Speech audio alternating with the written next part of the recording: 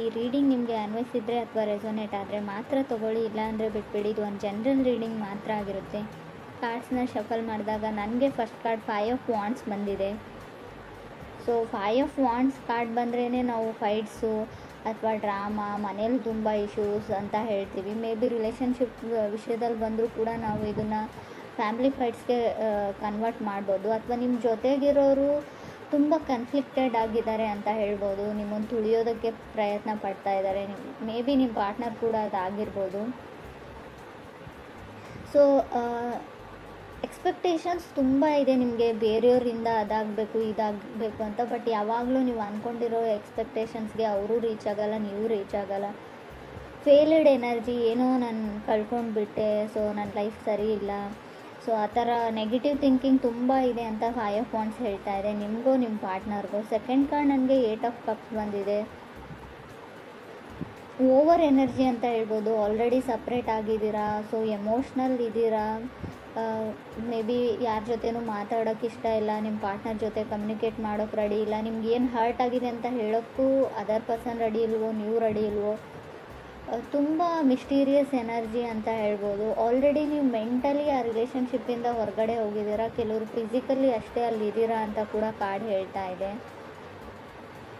Third card ನನಗೆ 7 of wands ಬಂದಿದೆ. 7 of wands ಕೆಲವೊಮ್ಮೆ ಕಂಫರ್ಟ್ ಲವ್ ಅಂತ ಹೇಳ್ತೀವಿ.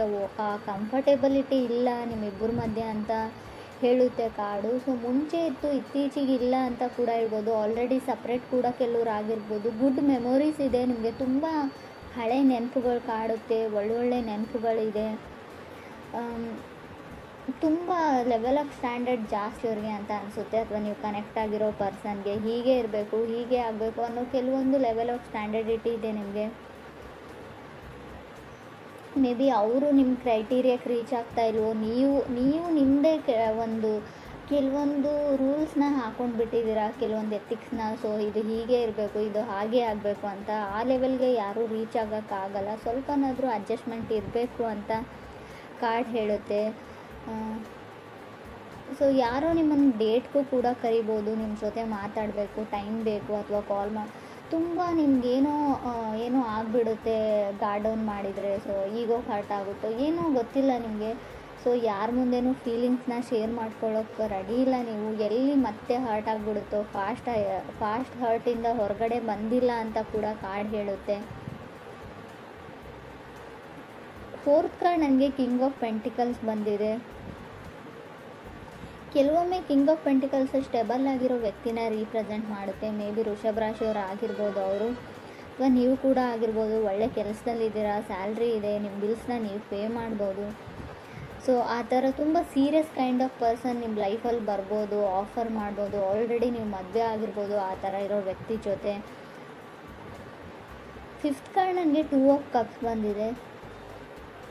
ಕೆಲವರಿಗೆ ತುಂಬ ಡಿಫಿಕಲ್ಟೀಸ್ನ ಹೇಳ್ತೀನಿ. 2 ಆಫ್ ಕಪ್ಸ್ ಕೆಲವೊಮ್ಮೆ ಎಮೋಷ್ನಲ್ ರೀಬರ್ತ್ ಅಂತ ಹೇಳ್ತೀವಿ. ಕಣ್ಣಲ್ಲಿ ತುಂಬ ನೀರು ಹಾಕ್ಬೋದು ನೀವು ಫೆಬ್ಬಲ್ಲಿ. ತುಂಬ ಎಮೋಷ್ನಲಿ ಡ್ರೈನಡ್, ಎಲ್ಲ ಚಿಕ್ಕ ಪುಟ್ಟ ವಿಷಯನೂ ಮನಸ್ಸಿಗೆ ಹಾಕೊಳ್ಳುವಂಥ ಚಾನ್ಸಸ್ ಕೂಡ ಇದೆ. ತುಂಬ ಸೆನ್ಸಿಟಿವ್ ಪರ್ಸನ್ ಅಂತ ಹೇಳ್ತೀನಿ ಇನ್ನೊಂದು ಅರ್ಥದಲ್ಲಿ ಹೇಳಬೇಕಂದ್ರೆ. ಈ ಥರ ನೀವಿದ್ದೀರೋ ಅದರ್ ಪರ್ಸನ್ ತುಂಬ ಮೂಡಿ, ಯಾವಾಗ ಅವ್ರ ಮೂಡ್ ಕೈ ಕೊಡ್ತು ಅಂತ ಅವ್ರಿಗೆ ಗೊತ್ತಿರೋಲ್ಲ. ಸೊ ಸೈಲೆಂಟ್ ಆಗಿಬಿಡ್ತಾರೆ ಅವ್ರ ಮೂಡು ಅಪ್ಸೆಟ್ ಆಯಿತು ಅಂದರೆ ಅಂತ ಕೂಡ ಕಾರ್ಡ್ ಹೇಳ್ತಾ ಇದೆ. 6th ಕಾರ್ಡ್ ನನಗೆ ಜಡ್ಜ್ಮೆಂಟ್ ಕಾರ್ಡ್ ಬಂದಿದೆ. ಸೊ ಜಡ್ಜ್ಮೆಂಟ್ ಕಾರ್ಡ್ ಬಂದರೆ ಕೆಲವೊಮ್ಮೆ ನೀವು ಡಿವೋರ್ಸ್ಗೆ ಅಪ್ಲೈ ಮಾಡಿರ್ತೀರ, ಅಥವಾ ನಿಮ್ಮ ಫ್ಯಾಮಿಲಿಯಲ್ಲಿ ಏನೋ ಲೀಗಲ್ ಇಶ್ಯೂಸ್ ನಡೀತಾ ಇರುತ್ತೆ. ಡಿವೋರ್ಸೇ ಅಂತ ಹೇಳಲ್ಲ ನಾನು, ಮೇ ಬಿ ಲಾಯರ್ನ ಕನ್ಸಲ್ಟ್ ಮಾಡೋದು, ಸೊ ಕೋರ್ಟ್ಗೆಲ್ಲ ಓಡಾಡೋದು, ಈ ಥರ ಲೀಗಲಿ ಕೆಲವೊಂದು ಇಶ್ಯೂಸ್ ನಡೀತಾ ಇದ್ದರೂ ಕೂಡ ಜಡ್ಜ್ಮೆಂಟ್ ಕಾರ್ಡ್ ಬಂದಿರುತ್ತೆ. ಡಿಫಿಕಲ್ಟೀಸ್ ಅಂತ ಹೇಳ್ತೀನಿ. ಸೊ ಯಾರಿಂದನೋ ದೂರ ಆಗೋಕ್ಕೆ ಟ್ರೈ ಮಾಡ್ತಾ ಇದ್ದೀರಾ, ವಾಕವೇ ಆಗೋಕ್ಕೆ ಟ್ರೈ ಮಾಡ್ತಾ ಇದ್ದೀರಾ. ಫೈಟಿಂಗ್ಸ್ ಅಂತ ಇದೆ, ಕೇರ್ಫುಲ್ ಆಗಿರಿ. ಫಿಸಿಕಲ್ ಫೈಟ್ ಕೂಡ ಆಗ್ಬೋದು ಫ್ಯಾಮ್ಲಿ ನಡುವೆ ಅಂತ ಅನಿಸುತ್ತೆ. ಸೊ ಮೇ ಬಿ ಯಾವುದಾದ್ರೂ ಕೇಸು, ಕಾನೂನು, ಸೊ ಆ ಥರ ಫೈಲ್ ಡಾಕ್ಯುಮೆಂಟೇಷನ್ ಸ್ವಲ್ಪ ಓಡಾಟ ಜಾಸ್ತಿ ಇರುತ್ತೆ. ಜಡ್ಜ್ಮೆಂಟ್ ಇರೋದ್ರಿಂದ ತುಂಬ ಕೇರ್ಫುಲ್ ಆಗಿರಬೇಕು. ಅದು 6th ಪ್ಲೇಸಲ್ಲಿ ಇರೋದ್ರಿಂದ ಖಂಡಿತವಾಗ್ಲೂ 7th card queen of pentacles ಬಂದಿದೆ. ಸೊ ತುಂಬ ಬೇಗ ಹೇಳ್ತಾ ಇದ್ದೀನಿ ಅಂತ ಅಂದ್ಕೊಳ್ಬೇಡಿ. ಸೊ ಟೂ ಅರ್ಲಿ, ತುಂಬ ಬೇಗನೆ ಡಿವೋರ್ಸ್ ಆಗೋವಂಥ ಚಾನ್ಸಸ್ ಇದೆ. ಸೊ ಮೇ ಬಿ ಅವರನ್ನು ನೀವು ಅರ್ಥ ಮಾಡ್ಕೊಳ್ಳಲ್ಲ, ಸೊ ಇನ್ನೂ ಜಸ್ಟ್ ಕ್ರಶ್ ಆಗಿರುತ್ತೆ, ಬ್ರೇಕಪ್ ಆಗುವಂಥ ಚಾನ್ಸಸ್ ಇದೆ. ಸೊ ಇನ್ನೂ ಅವ್ರ ಬಗ್ಗೆ ನೀವೇನು ತಿಳ್ಕೊಂಡಿರಲ್ಲ. ಸೊ ಆಲ್ರೆಡಿ ಕೆಲವ್ರಿಗೆ ಆಗಿರ್ಬೋದು. 8th ಕಾರ್ಡ್ ನನಗೆ 3 ಆಫ್ ಸಾರ್ಡ್ಸ್ ಬಂದಿದೆ. ಸೊ ಬ್ರೋಕನ್ ಹಾರ್ಟ್ ಅಂತ ಹೇಳುತ್ತೆ ಕಾರ್ಡು. 8th ಪ್ಲೇಸಲ್ಲಿ 3 ಆಫ್ ಸಾರ್ಡ್ಸ್ ಇರೋದ್ರಿಂದ ಸೊ ರಿಯಲೈಸ್ ಆಗುತ್ತೆ ನಿಮಗೆ ಎಷ್ಟು ಡೀಪರ್ ಲೆವೆಲ್ ಆಫ್ ಫೀಲಿಂಗ್ಸ್ ಇತ್ತು ನಿಮಗೆ ಅಂತ. ಮೇ ಬಿ ಪ್ರಯೋಜನ ಇಲ್ಲ ಅಂತ ಹೇಳ್ತೀನಿ. ಆಲ್ರೆಡಿ ಡಿವೋರ್ಸ್ ಆಗಿದೆ. ಇವಾಗ ನೀವು ತುಂಬ ಯೋಚನೆ ಮಾಡ್ತಾ ಇದ್ದೀರಾ. ಈ ಯೋಚನೆನ ಮುಂಚೆನೇ ಮಾಡಿದರೆ ಏನಾದರೂ ಯೂಸ್ ಇತ್ತು ಅಂತ ಅನಿಸುತ್ತೆ.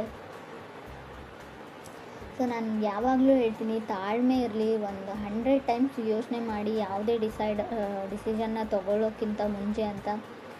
ಕೆಲವರು ಲೈಫಲ್ಲಿ ರಾಂಗ್ ಡಿಸಿಷನ್ನ ತೊಗೊಂಡಿದ್ದೀರಾ, ಏನೋ ಮಿಸ್ಅಂಡರ್ಸ್ಟ್ಯಾಂಡಿಂಗು, ಏನೋ ಒಂದು ಚಿಕ್ಕ ವಿಷಯಕ್ಕೆ ಸ್ಟಾರ್ಟ್ ಆಗಿರೋ ಫೈಟ್ಸು ಡಿವೋರ್ಸ್ವರೆಗೂ ಹೋಗಿ ಆಲ್ರೆಡಿ ಕೆಲವ್ರದ್ದು ಡಿವೋರ್ಸ್ ಕೂಡ ಆಗಿದೆ ಅಂತ ಕಾರ್ಡ್ ಹೇಳ್ತಾ ಇದೆ.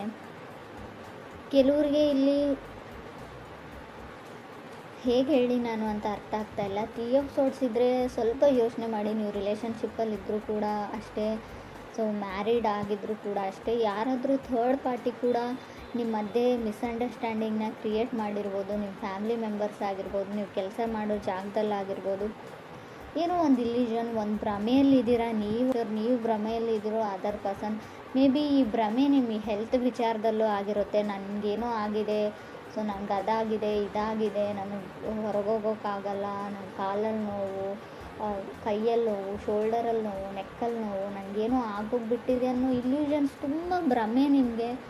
ಸೊ ಆ ಥರ ಇದ್ದರೆ ಡಾಕ್ಟ್ರನ್ನ ಕನ್ಸಲ್ಟ್. ಆಲ್ರೆಡಿ ರಿಪೋರ್ಟಲ್ಲಿ ಕೂಡ ಏನೂ ಬಂದಿರಲ್ಲ ನನಗೆ ಗೊತ್ತು. ಆದರೂ ಕೂಡ ಸೊ ನಿಮಗೇನೋ ಅದೊಂದು ಭಯ ಇದೆಯೋ ಏನಿದೆಯೋ, ಮೆಂಟಲಿ ನೀವು ಸ್ಟಿಕ್ ಆಗಿದ್ದೀರಾ ನನಗೇನೋ ಆಗಿದೆ ಅಂತ. ಅದರಿಂದ ಹೊರಗಡೆ ಬರೋದು ತುಂಬ ಕಷ್ಟ. ಸೊ ಮೆಡಿಟೇಷನ್ನ ಮಾಡಿ ಅದರಿಂದ ಹೊರಗಡೆ ಬರೋಕ್ಕೆ ಟ್ರೈ ಮಾಡಿ. 3 ಆಫ್ ಸಾರ್ಡ್ಸ್ ಡೇಂಜರಸ್ ಕಾರ್ಡ್ ಅಂತ ನಾನು ಹೇಳೋದಿಲ್ಲ. ಬಟ್ ನಿಮ್ಮ ಒಬ್ಬರ ಮೇಲೆ ಒಬ್ರಿಗೆ ನಂಬಿಕೆ ಇದ್ದರೆ ಖಂಡಿತವಾಗ್ಲೂ relationship ಹಾಳಾಗಲ್ಲ.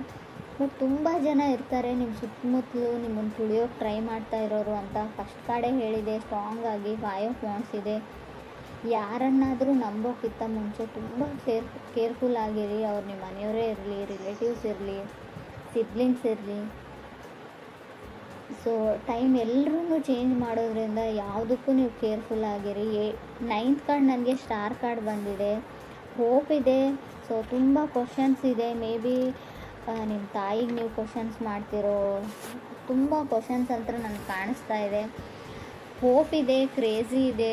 So don't give up ಅಂತ ಕೂಡ ಕಾರ್ಡ್ ಹೇಳುತ್ತೆ. ಸಮಥಿಂಗ್ ತುಂಬ ಓಲ್ಡ್ ಲವ್ ಸ್ಟೋರಿ ಥರ ಇದೆ.